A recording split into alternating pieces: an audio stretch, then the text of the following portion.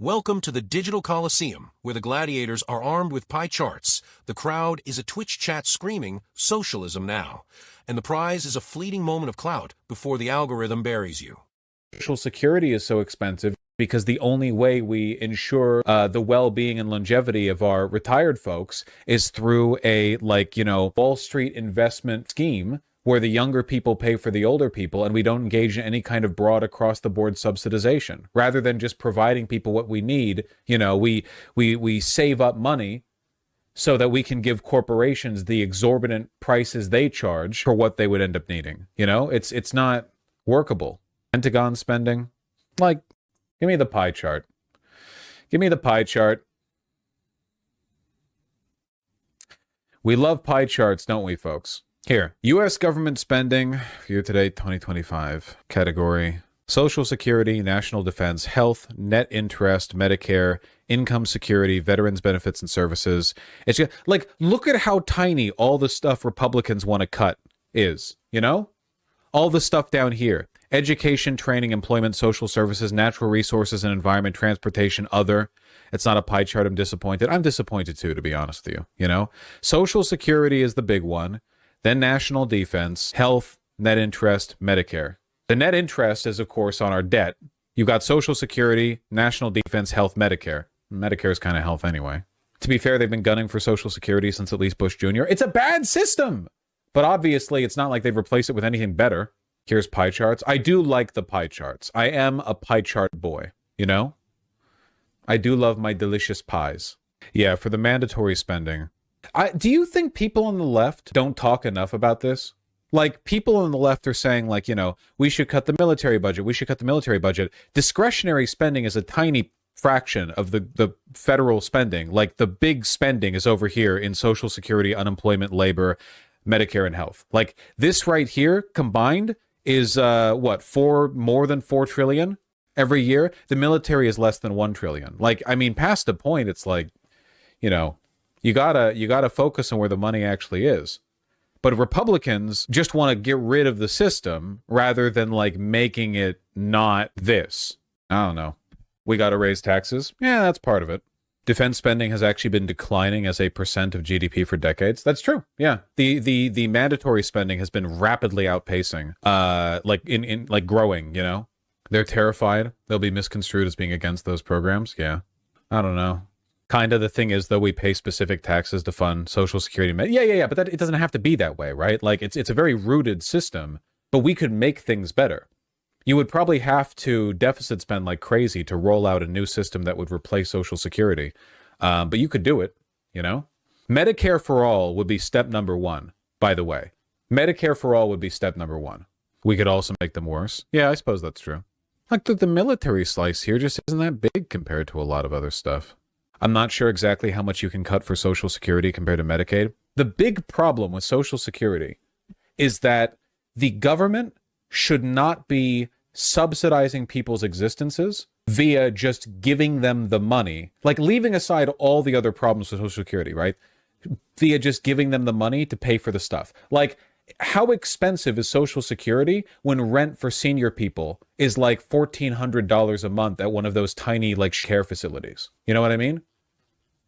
You can give them the money, but if the corpos are just upcharging everything because they know that seniors have a dependable, or a lot of them have a dependable income versus Social Security or via Social Security, you're basically guaranteeing that Social Security payment dispersals are just they funnel directly into all the companies that provide things for the elderly people. I would rather basic income. Better than basic income, we need decommodified assurances. Do you have any idea how cheap some types of food could be if the government was just nah, this is just provided, basic? Think of it food stamps, but for everyone. Rather than, food stamps being for poor people or whatever. Every citizen just has a amount of food they get for free. Just basic. And the government reimburses any corporations that disperse or provide that, Beans and rice, baby. Yeah, beans and rice, baby. Absolutely. Step number 1. But you can do that with other stuff too. You can do that with senior housing. The problem here is that the government isn't providing these things. The government is providing the money for you to give to corporations to provide these things. And I know that's the case in like basically all realms of life, but when it comes to assurances like Social Security, it's particularly predatory because we're talking about people who are no longer even working. They just have like a stipend they get from the government, and like it's basically known how much money you can fleece them for. And for a lot of elderly people, the Social Security disbursements aren't even enough. Their children still have to help out. Is there any sort of nationally provided housing in the U.S.? Like Section H? There's some, but it's not great, and it's not doing what we want it to. Yeah, prison? This kind of sounds like an argument against UBI. Well, that's because it is. I don't think UBI does enough to provide people with what they need to get the basics. I think the basics should be guaranteed. I think the basics should be free, Food, rent, medical care, basic living stuff. I think you just get that. If we're still doing a commodified economy for luxury expenses, then sure. All right. I don't really give a shit if people are working to earn up money to buy a nice new car or whatever. Well, I don't like cars, I guess, but like run with the hypothetical, a nice new jacket. I was literally going to say that, but then I thought chat would make fun of me for going back to old reliable, You're right. Yeah, I know. Well, anyway. In this corner of the internet, where political streamers like Vaush, self-proclaimed socialist, debate bro, and lover of delicious pies, pontificate to an audience of irony-poisoned leftists, a peculiar artifact has emerged from the pixelated swamp. It's a transcript, a chaotic sermon delivered midstream, where Vaush takes a sledgehammer to Social Security and Universal Basic Income, UBI, decrying them as flawed cogs in a predatory capitalist machine. Instead of handing out cash, he dreams of a world where the basics, food, rent, medical care, are decommodified, handed out like free beans and rice to every citizen. It's a bold stance, the kind that could spark a revolution or just a Reddit thread with 12 upvotes. But beneath the rhetoric lies a deeper truth. The system is rotten, the pie charts are lies, and Vaush is just another elephant stumbling toward the graveyard, shouting about beans while the world burns. This moment, captured in a stuttering, pie chart-obsessed rant, is a microcosm of the online left's existential crisis. It's a place where ideology collides with performance, where radical dreams of free housing crash against the reality of trillion-dollar budgets, and where the audience demands purity while secretly craving chaos. Let's dissect this carcass, shall we? Grab your fork, because we're diving into the pie chart of despair. A stream of consciousness tirade that could only exist in the fever dream of a 12-hour Twitch marathon. Vaush, with his trademark blend of passion and snark, takes aim at Social Security, calling it a bad system propped up by a Wall Street investment scheme where the young pay for the old, funneling money straight to corporations who jack up prices for seniors. It's not workable, he declares, demanding a pie chart to prove his point. When the chart appears, Social Security, Medicare, defense, health, net interest on debt, he's disappointed. It's not a pie chart, he laments, as if the absence of a perfect circle is a personal betrayal. I'm a pie chart boy, he confesses, and you can almost hear the chat erupting in memes. But Vaush isn't just here to dunk on bad graphics. He's got a bigger target, the entire structure of mandatory spending. Social Security, Medicare, and health consume over $4 trillion annually, dwarfing the military's measly $1 trillion. Republicans, he notes, have been gunning for Social Security since Bush Jr., but their solution, slash it and replace it with nothing, is worse than the disease. Vaush's alternative? Not UBI, which he dismisses as insufficient, but a radical vision of decommodified assurances. Free food, free rent, free medical care for all, no strings attached. Beans and rice, baby, he chants, as if invoking a socialist incantation.